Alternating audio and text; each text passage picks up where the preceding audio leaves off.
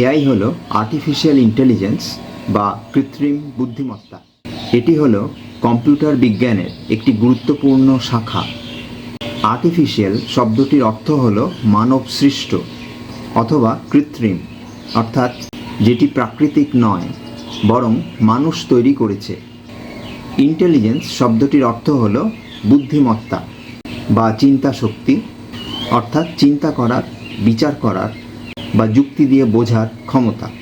যে ক্ষমতার মাধ্যমে মানুষ চিন্তা করে, বিচার করে, বিশ্লেষণ করে, সিদ্ধান্ত নেয় তাকেই বুদ্ধিমত্তা বলে বা ইন্টেলিজেন্স বলা হয়। কে চিন্তা করতে পারে বা কারা চিন্তা করতে সক্ষম? মানুষ চিন্তা করতে পারে, মানুষ চিন্তা করতে সক্ষম। এআই শব্দটি কে প্রবর্তন করেছিলেন? এআই শব্দটির উদ্ভাবক কে? এই বিজ্ঞানীটি হলেন এআই শব্দের উদ্ভাবক অথবা স্রষ্টা। ইনি হলেন জন ম্যাকার্থি, একজন মার্কিন কম্পিউটার বিজ্ঞানী। জন্ম 1927 সালে এবং উনি গত হন 2011 সালে। এআই বা আর্টিফিশিয়াল ইন্টেলিজেন্স এই শব্দটি জন ম্যাকার্থি প্রবর্তন করেন 1955 সালে। ইনি পরিচিত কৃত্রিম বুদ্ধিমত্তার জনক হিসাবে, অর্থাৎ father of AI, father of artificial intelligence হিসাবে।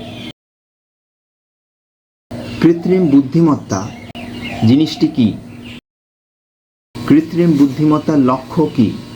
এমন একটি যন্ত্র তৈরি করা যা মানুষের মতন চিন্তা করতে পারে, অর্থাৎ মানুষের মতো চিন্তা করতে সক্ষম একটি যন্ত্র তৈরি করাই হলো আসল উদ্দেশ্য। এআই হলো মানুষের মতন বুদ্ধিমান একটি যন্ত্র যা মানুষের মতন চিন্তা করতে পারে, বিশ্লেষণ করতে পারে এবং সিদ্ধান্ত নিতে পারে, যার মধ্যে মানুষের মতো বুদ্ধিমত্তা রয়েছে। যন্ত্রকে এমনভাবে তৈরি করা হয়েছে যা মানুষের মতন ভাবতে পারে এবং কাজ করতে পারে, বিচার বিশ্লেষণ করে নিজে নিজেই সিদ্ধান্ত নিতে পারে। সিদ্ধান্ত নেওয়া বুদ্ধিমত্তার একটি লক্ষণ। কেন কৃত্রিম বুদ্ধিমত্তা? এর প্রয়োজনীয়তাটা কি? এআই এর সাহায্যে যে কোনো কাজ করা সম্ভব। লেখাপড়া, ছবি চেনা, কথা বোঝা, রোগ নির্ণয় বা গাড়ি চালানো সবই এআই দ্বারা সম্ভব, সহজে এবং দ্রুতভাবে। এটির সীমাহীন সুযোগ বা সম্ভাবনা রয়েছে। চিকিৎসা থেকে কৃষি, কৃষি থেকে মহাকাশ, কৃত্রিম বুদ্ধিমত্তার প্রয়োগ আজ সর্বত্র এবং সর্বব্যাপী। ভবিষ্যতে এআই প্রযুক্তির বিস্তৃতি আরও ব্যাপকভাবে হবে। বাস্তব সমস্যা সমাধানের জন্য এআই ব্যবহৃত হচ্ছে এবং আরও ব্যাপকভাবে হবে। রোগ নির্ণয়, জলবায়ু পরিবর্তন বিশ্লেষণ, কৃষি উৎপাদন বৃদ্ধি, স্বয়ংক্রিয় যানবাহন চালনা, শিক্ষার মানোন্নয়ন ইত্যাদি এই সমস্ত ক্ষেত্রে এআইয়ের বিশেষ ব্যবহার হচ্ছে। বিশাল পরিমাণ তথ্য বিচার বিশ্লেষণ করে দ্রুত সিদ্ধান্ত নিতে এআই সক্ষম। যেমন পরবর্তী ঘন্টার লোকাল ওয়েদার কীরকম হবে তা জানার জন্য ধরা যাক 25 বছরের তথ্য বিশ্লেষণ প্রয়োজন। সুতরাং 25 বছর, প্রতি বছরে 365 দিন এবং প্রতিদিনে 24 ঘন্টা, অর্থাৎ 2,19,000 তথ্য ঘাটাঘাটি করতে হবে, যা ভীষণ কষ্টসাধ্য, সময় সাপেক্ষ। কিন্তু এআই এর কাছে এটা কয়েক সেকেন্ডের ব্যাপার।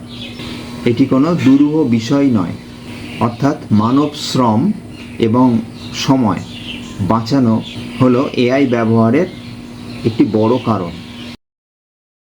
যে চিন্তা করতে পারে তার মন আছে, যেমন মানুষের। এআইও চিন্তা করতে পারে, বিচার বিশ্লেষণ করতে পারে, সিদ্ধান্ত নিতে পারে। অতএব এই প্রশ্ন স্বাভাবিকভাবে উঠে আসে যে এআই এর কি মন আছে? উত্তর হলো না, এআই এর নিজের কোনো মন বা চেতনা নেই।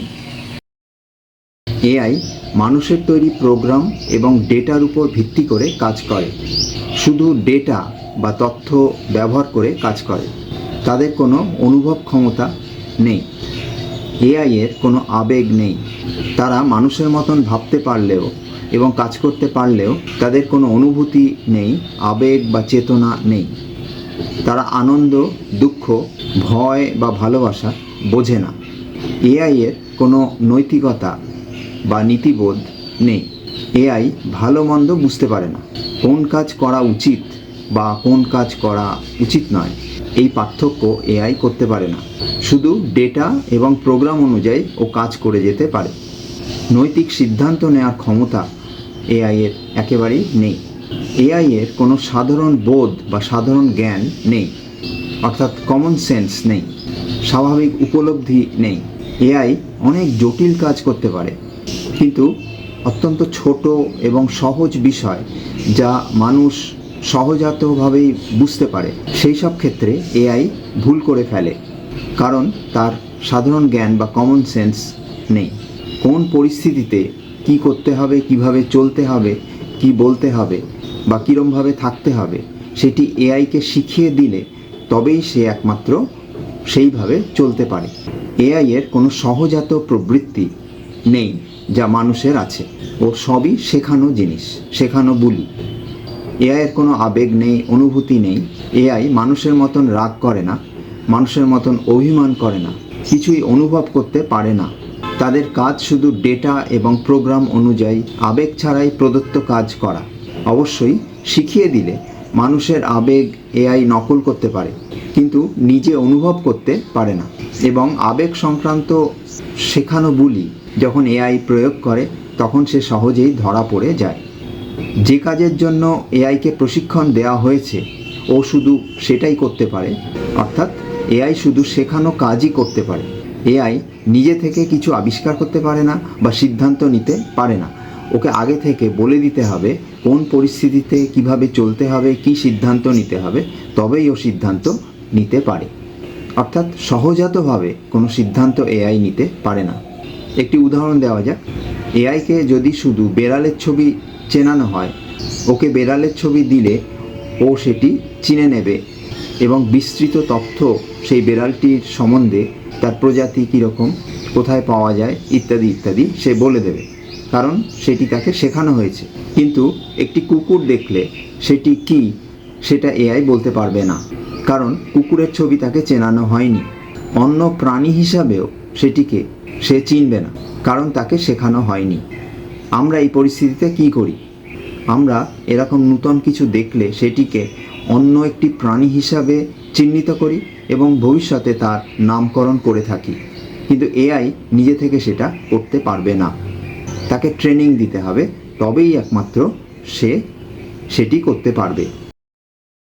এআই কিভাবে কাজ করে এবার সেই প্রসঙ্গে আমরা আসব।